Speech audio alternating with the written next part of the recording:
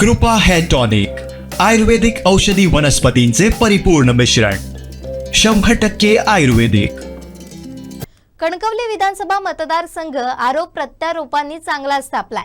महायुतीचे उमेदवार नितेश राणे, महाविकास आघाडीचे उमेदवार संदेश पारकर यांच्यात काटेकी टक्कर होणार आहे. मात्र रविवारी हे दोन नेते एकाच व्यासपीठावर आलेत. कुणकेश्वर रापण महोत्सवाचं याला निमित्त ठरलं. यानंतर नेमकं काय घडलंय पाहूया. विकासासाठी कधीतरी हे दोघे जण एकत्र हातात हात घालून होते. आज रापण महोत्सवाच्या निमित्तानं पुन्हा एकदा ही जोडी एकत्र पाहायला मिळते. कोणी स्वप्नात सुद्धा विचार केला नसेल की हे दोन खंदे वीर, हे दोन खंदे उमेदवार एकाच व्यासपीठावर आपल्याला पाहायला मिळतील. मला वाटतं तू ते पुत्री करायला लावणार तरच मोठा राजकारणी आहे. त्याला आमदारांनी पालकमंत्री करून टाकले. कक्षामध्ये उपस्थित आहेत कणकवली देवगड मतदारसंघाचे भावी आमदार संदेश पारकर साहेब आणि त्याचबरोबर या आमच्या रापण महोत्सवाला शुभेच्छा देण्यासाठी उपस्थित आहेत भावी पालकमंत्री नितेश राणे साहेब. या दोन्ही मान्यवरांसाठी जोरदार टाळ्यांचा खणखणीत गजर करूया. सर्वप्रथम शब्द सुमनानी या दोन्ही सेलिब्रिटींचं मी स्वागत करतोय. आज आम्हाला शुभेच्छा देण्यासाठी मान्यवर कक्षामध्ये उपस्थित आहेत कणकवली देवगड मतदारसंघाचे भावी आमदार संदेश पारकर साहेब. संदेश पारकर साहेबांसाठी टाळ्या वाजूया. आणि त्याचबरोबर या आमच्या रापण महोत्सवाला शुभेच्छा देण्यासाठी उपस्थित आहेत भावी पालकमंत्री नितेश राणे साहेब. या दोन्ही मान्यवरांसाठी जोरदार टाळ्यांचा खणखणीत गजर करूया. आणि मी विनंती करतोय, आता हे दोन्ही मान्यवर एकत्र आले. आता मोठा प्रश्न, सन्मान कसा करायचा आणि कोणाचा करायचा. तर जे मान्यवर पहिल्यांदा गेटवर आले त्या मान्यवरांचा आपण प्रथम सन्मान करत आहोत. रापण महोत्सव समिती कुणकेश्वर कातवणच्या वतीने गतवर्षीप्रमाणे या वर्षी सुद्धा दुसऱ्या वर्षासाठी रापण महोत्सवाचं आयोजन केलंय. आणि या रापण महोत्सवाला शुभेच्छा देण्यासाठी आदरणीय आमदार नितेश राणे साहेब या ठिकाणी उपस्थित आहेत. पारंपरिक रापण महोत्सव समिती कुणकेश्वर कातवणच्या वतीने आदरणीय नितेश राणे संदेश पारकर यांच्यासाठी टाळ्यांचा गजर करूया. बाजारपेठ मित्रमंडळ कणकवलीच्या माध्यमातून अनेक सेलिब्रिटींची मांदियाळी ज्यांनी कणकवलीमध्ये आणली आणि त्या कणकवलीच्या सेलिब्रिटींच्या मांदियाळीच्या माध्यमातून अनेकांना आपण आपल्या सिंधुभूमीवर पाहिलं. ते संदेश पारकर आणि नितेश राणे साहेब. कोणी स्वप्नात सुद्धा विचार केला नसेल की हे दोन खंदे वीर, हे दोन खंदे उमेदवार एकाच व्यासपीठावर आपल्याला पाहायला मिळतील. पण ही ताकद आहे रापण महोत्सवाची आणि ही ताकद आहे आमच्या रापणीची.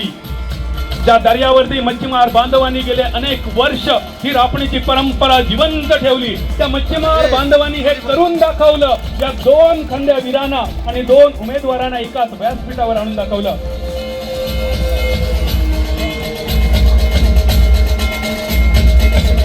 मित्रांनो, हा सिंधुदुर्ग जिल्हा आहे दशावताराचा. गजरात शुभेच्छा देऊया, जोरदार टाळ्या या आमच्या दोन्ही उमेदवारांना. सिंधुदुर्गच्या विकासासाठी कधीतरी हे दोघे जण एकत्र हातात हात घालून होते. आज रापण महोत्सवाच्या निमित्तानं पुन्हा एकदा ही जोडी एकत्र पाहायला मिळते. सिंधुदुर्गच्या विकासासाठी कुणकेश्वराने या आमच्या दोघांनी वीरांना उदंड आयुर आरोग्य देवो, यश देवो ही कुणकेश्वराच्या चरणी प्रार्थना करतोय. आणि आपलं मनोगत व्यक्त करण्यासाठी मी विनंती करतोय आदरणीय आमदार नितेशजी राणे साहेब यांना. मला वाटतं तू ते पुत्री करायला लावणार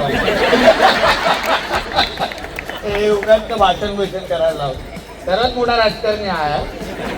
त्याला आमदारांनी पालकमंत्री करून टाकले. आज रापण महोत्सवाला उपस्थित राहून मला मनापासून समाधान वाटतोय.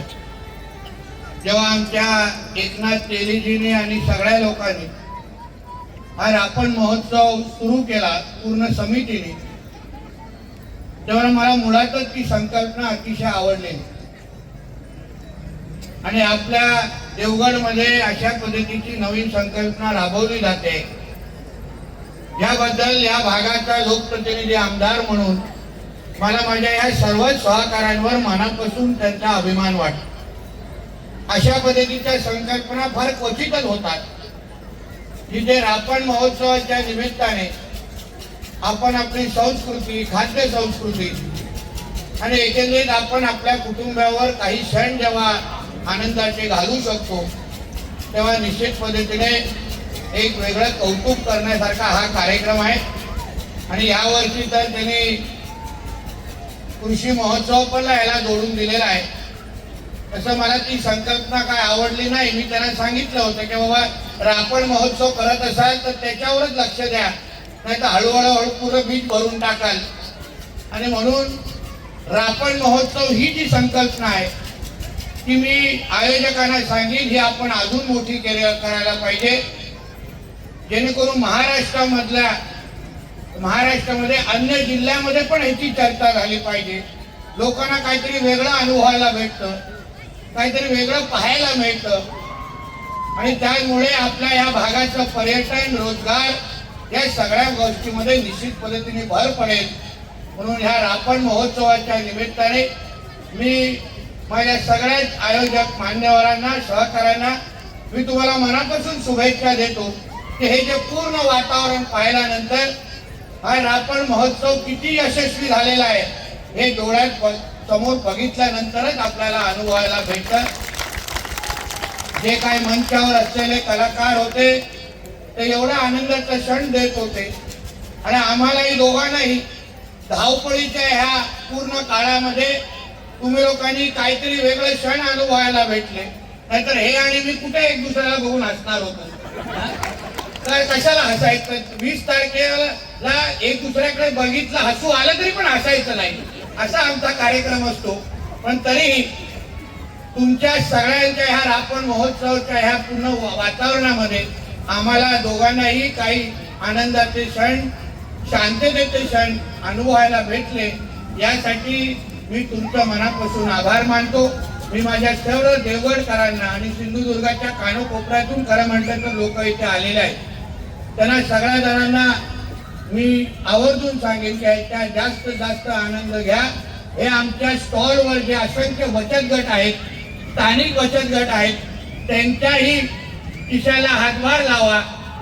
आज काल थोडी कमी गर्दी होती, आज रविवारच्या निमित्ताने जास्त गर्दी झाली आहे. पण रापण महोत्सव उद्याही आहे, म्हणजे उद्याही जास्तीत जास्त वेळ काढून आमच्या या जास्तीत जास्त स्टॉलकडे या आणि आमच्या इथे व्यवसायाला आणि रोजगाराला हातभार लावा.